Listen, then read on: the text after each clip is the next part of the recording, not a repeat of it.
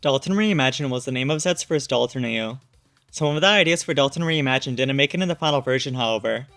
Eventually, seeing the promise those concepts had, a new Deltarune was created to build off of those ideas. Deltarune Not Reimagined was born.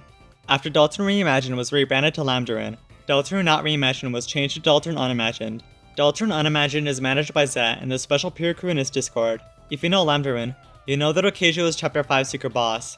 For a brief summary, years ago in early 2022, one of Zet's ideas for a Chapter 5 secret boss was called Zeekvara. Zeekvara's first appearance is as a large blue bird that has a bird-like intelligence. After Chris finds a shadow crystal, Zeekvara appears and he steals it, escaping with the shadow crystal. When the Delta Warriors confront Zeekvara, they actually find until Zeekvara dies. However, as a reference to the Phoenix, the shadow crystal revives Zeekvara. Zeekvara gains heavenly insight due to the fact that it died. That combined with the shadow crystal has him evolve into the Heavenly Scourge, aka Heaven Zeekvara. Zet had another idea for a Chapter 5 secret boss that was similar too. A common liner animal achieving intelligence, becoming a freedom seeker, and evolving into a new form. Combining those ancient ideas for Deltarune Unimagined, November 18th, 2023, Zeekvara was turned into Kaotinh. As you probably already know, Kaotin's backstory is that he was a liner fox starved and abandoned by his owner. Deltarune Unimagined changes hometown to home city, and Chapter 5 takes place in a mall. This mall just so happened to be the place where Kaotinh was hiding and stealing food from. Kaotin's animal-like personality manifested as magical abilities in the Megalopolis Dark World, allowing him to steal souls for himself. He intercepted the intended secret boss and defeated them, using the stolen shadow crystal to obtain Gasser's knowledge of the world and gain intelligence. Berith was a Darkner that tried to stop Kaotinh herself. She is important because in the Light World she's actually a security tag remover. The security tags on Darkners in this world are like the chains that prevent them from leaving and fulfilling their purpose, which is why she's so important. Chris's soul is millions of times more powerful than normal, so after killing Berith, he tries to take it. However, Susie and Rousey are about to return, so he only takes half, planning to get the rest later. He ascends to a new form off-screen, and events lead to the final boss battle. Originally, this final form was called Heavenly Devourer, or for short, Heaven Kaotinh. You may realize there's quite an interesting coincidence at this point. There was another secret boss revealed in the past called Hycrisik from Vision Crew, which was revealed long after Zet came up with Zeekvara and Kaotinh, but a year before Zet revealed Kaotinh. Kaotinh has many similarities with his character, and it's even worse knowing that Zet wasn't in that community and couldn't have known these things beforehand. For the examples, Hycrisik was a pet. Hycrisik starts off as an unintelligent animal apparently. Hycrisik steals the shadow crystal that was for the intended secret boss, becoming the secret boss itself. Hycrisik messes with Chris and obtains a new form as a result called Heaven Hycrisik. The final fight is implied to take place in the sky. The fight ends with something being ripped out of Hycrisik, and Hycrisik dies as a result. As of recording this, it gets even worse. We were just told that apparently Hycrisik actually obtains its heaven form by taking part of Chris's soul in an ambush. After knowing him about the similarities, he was forced to change Kaotinh to be more distinct, but it did lead to a way better final product.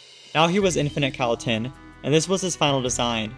However, the suffering was only beginning. To our horror, Undertale Yellow released. And guess who looked just like Infinite Kaotinh? Soroba. Kaotin's final form is directly inspired by the kitsune Japanese folklore concept. Guess what Soroba's final form was? She resembles a kitsune with the tips of the tails colored too. Upon releasing the OST video for Heaven Devouring Frenzy, the reception was flooded with people comparing Kaotinh to Soroba, and as seasoning, others were saying Kaotinh is just Hycrisik but worse. In response, Zet decided that Kaotinh didn't need any content past the OST video and moved on to other ideas.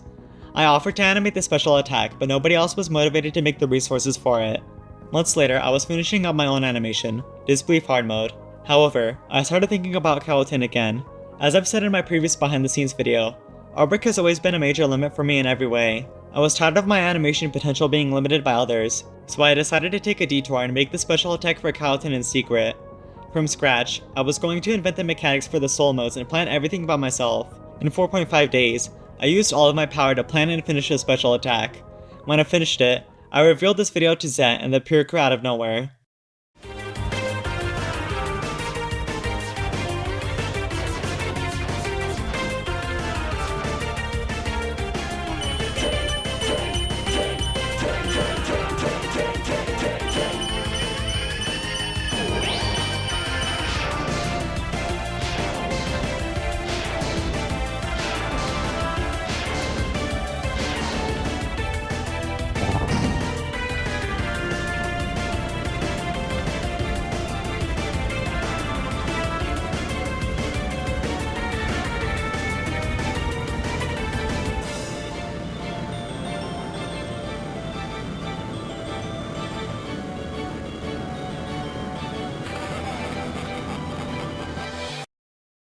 As a result of this project, Kaotinh had a second awakening.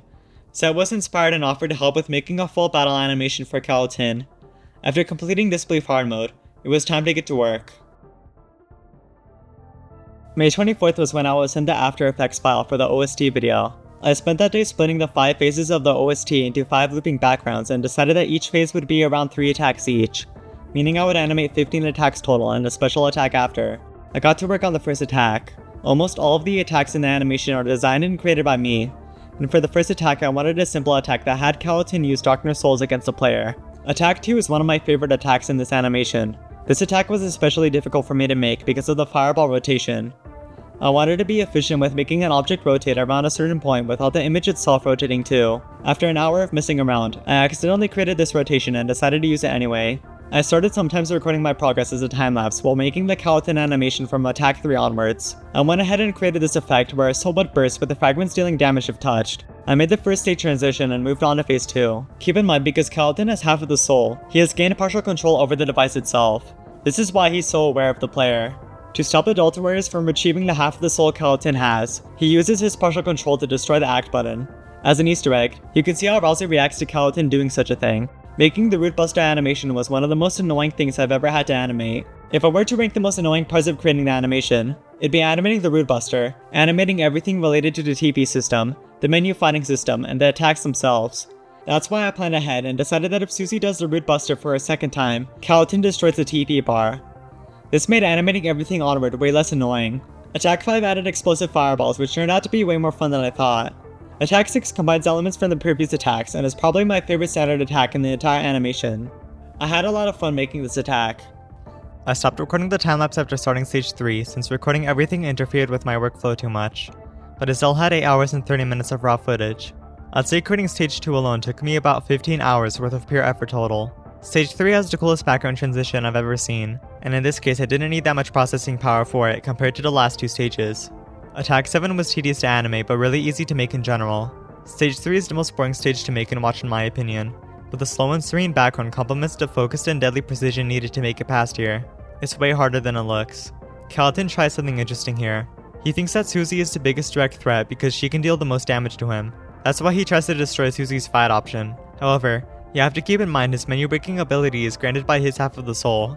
Chris, with their half of the soul, is why they were able to intercept Kaotinh.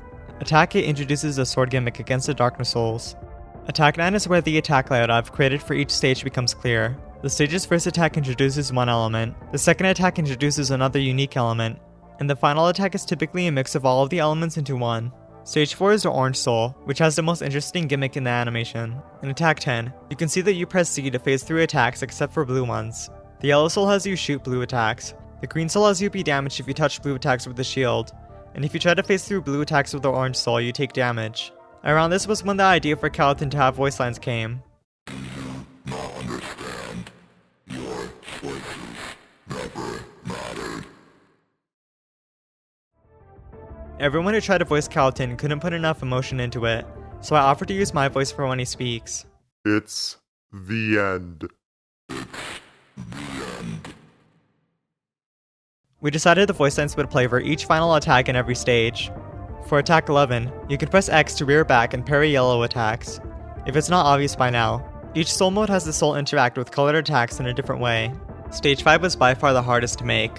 For the blue soul, the gimmick is that you can press Z to switch your gravity. You can't switch your gravity again until you make contact with the surface. This gimmick was inspired by an animation I made about 4 years ago called Revenge the Unseen Ending, where Papyrus could turn the soul gray and you could switch to gravity by pressing Z. You can see my experience animating Undertale animation shine through here, but I did make sure it wasn't too similar to the Sans fight. Attack 14 was the most difficult standard attack to create because of how many things were going on during it. Attack 14 was also directly inspired by this attack I made in Revenge. As the battle continues, there's many hints about how the soul is trying to reconnect to Chris, as Chris is the one the soul is the most used to. Like the menu text saying, the soul remains tethered to Chris, and the connection can still be repaired. Stage 5 is when Kaotin's half of the soul starts to destabilize as the magnetism between the two parts of the soul gets stronger. I even added Kaotin's half of the soul blinking. This was actually a reference to Bluetooth pairing. Attack 15 was immensely difficult to make as I had to come up with 3 attacks in one. The animation sets up Attack 15 as though it's the final attack, so I made sure to have it be high effort. After taking half of Chris's soul and now on the path to becoming a god, Kaotinh doesn't need to devour it like he normally does anymore. In his infinite form, he's passively devouring the world around him through the ends of his limbs like a black hole. Not even light can escape. That's why his hands and feet appear black. So on attack 15 he's concentrating his power, turning almost his entire body black. Attack 15 is supposed to be misleading. That's why I added the special attack box effect here to make the viewer think that this is the final attack. That's also why this final attack doesn't have any voice lines like the other stages do. Here is where the true extent of Kaotin's power is shown. The soul is directly tied with the device, which is how the player interacts with the world of Deltarune Unimagined. The existence of this world is separate from the game itself. The game is the bridge between the player and the world. Since Kaotinh is half of the soul though, he now has access to part of the device itself. So right as he almost kills the Delta Warriors, he intentionally breaks the game so the player can't beat him. This would be a good strategy if it wasn't for the fact that there's someone else who has control over the device too. Gaster. Gaster rebooting the device is why you also hear the Muse smile sound effect as the code is fixed. 2 months prior, I was on a walk thinking of cool things I could add to the animation. That's when I got the idea of a fake legend cutscene leading up to the special attack. I thought it was too corny to add, but Zet approved and came up with the idea that it'll be voiced too. Fox means something that isn't genuine, so we dubbed this scene Fox Legend. The gamer starts with a seemingly normal legend cutscene, but it becomes clear that it's distorted. The Deltarune being taken out of the legend represents Kaotin's desire to consume everything and break destiny. He uses this symbolism and addresses the player directly, saying their choices don't matter as he's going to destroy everything. What happens here is ambiguous in the animation. Kaotinh saved at this moment, so if you die you have to start from here again. Many things compared to the concept of the special attack were changed here. I split the yellow soul part into 2 so the music could sync better. The blue soul part was completely changed. I was thinking that this part would just replace Kaotin's placeholder with a detailed sprite, but Zet thought way ahead. He created a 3D model of Kaotin's head and made a 3D moving platform. At this point, I finished the special attack but without any effects at all, and made a prototype of the scene where Kaotin's half of the soul gets ripped out. However, I was still concerned about the intro and aftermath as there wasn't any progress on it yet. It's really annoying to animate overworld content because you have to be 100% perfect when it comes to the characters moving. This is one of the cons when it comes to animating instead of coding. When you already wrote a bunch of code, you're set for life and don't need to do everything manually. Apparently, coding is also faster than animating if I just knew how to code in the first place. Issue is, I didn't know how to code at all. I didn't know how to teach myself code either because learning that just seems so impossible. Up until this point, I thought I was good at animating by coincidence and was therefore naturally bad at everything else. Regardless, I was sick of animating overworld scenes and wanted to be set for life when it came to them, so I started watching Undertale fan game tutorials as a reference. Throughout the next week I was torturing myself, turning into the next secret boss as my mind was breaking from how hard I was pushing my mental limits. After 15 hours total, I managed to make a system where you could move Chris with Susie and Ralsei following behind, along with invisible walls too. My main goal was completed, but I needed more. For the next 2 days I added a cutscene trigger that would have the characters move to a certain point automatically. I assumed that this progress was me being extremely lucky and that when it came to a dialogue system instead, it would be impossible to make at my current skill level. Regardless, I used 100% of my power and tried anyway. Somehow, after only a day, I nearly perfected a full dialogue system that can change depending on if a character is speaking and change that for which character is speaking. After that, I started to make myself learn how to animate with code. To practice more, I began to code the aftermath scene too. This was when I really started to feel like I could get better. I then began to code the ascension scene. After completing the ascension scene and finishing the code for the aftermath, I started to finish coding the intro. With that, in the span of 2 weeks I managed to go from knowing nothing to completing 3 full scenes. I could finally finalize the entire animation without worrying about those parts, and so I began to finish the special attack. My job at this point wasn't just to animate this segment, but also add as many effects as humanly possible so it looks incredible. Obviously the Blue Soul segment is a reference to Asriel's Hypergoner attack. Complementing that, I added the Hypergoner line effect and a wavy copy of Kaotin's head in the background as a reference to this effect. I added some cool chromatic aberration and RGB effects in sync with the music. You can see the galaxy in Kaotin's mouth becoming bigger and glowing too.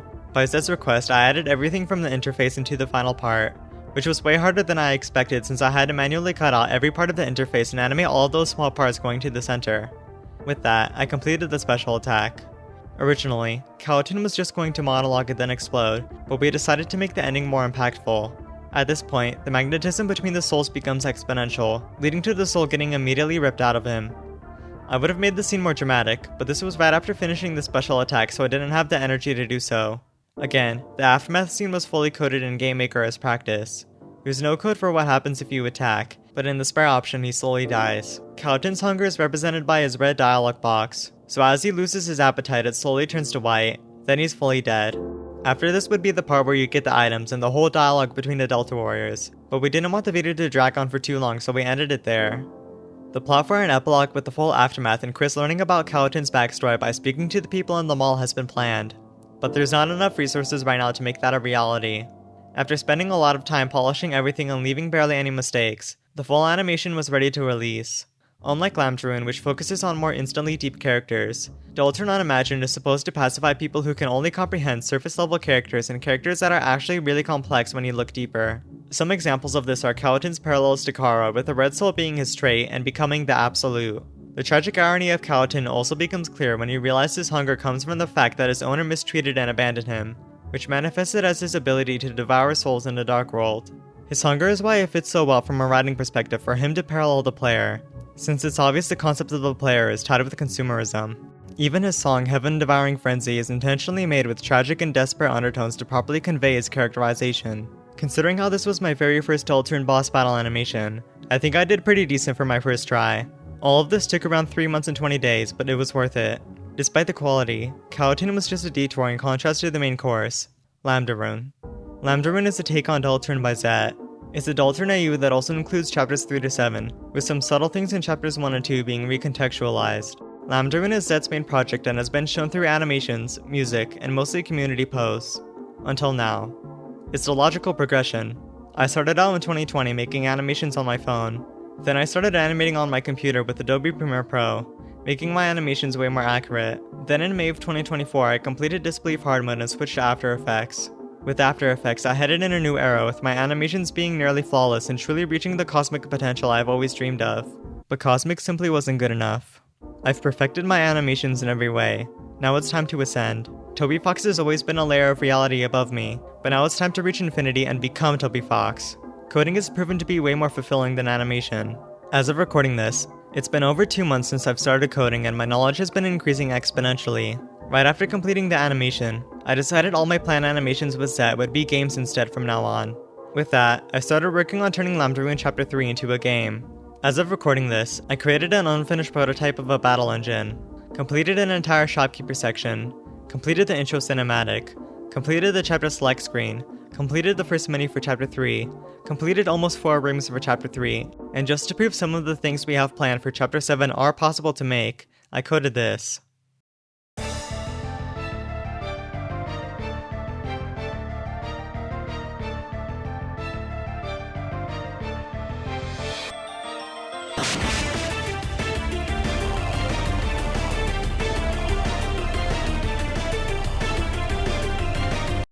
Expect the first installment of Chapter 3 content to release in the first month or two, and expect it to be a great first impression for what we can achieve in the future. After all, when you think about it, the Kaotinh animation has been us at the least capable we are compared to what's in store for the future. It's only uphill from here. With that, here's the first 2 minutes of LAMBDARUNE's first installment for Chapter 3. I finished the video, let's go!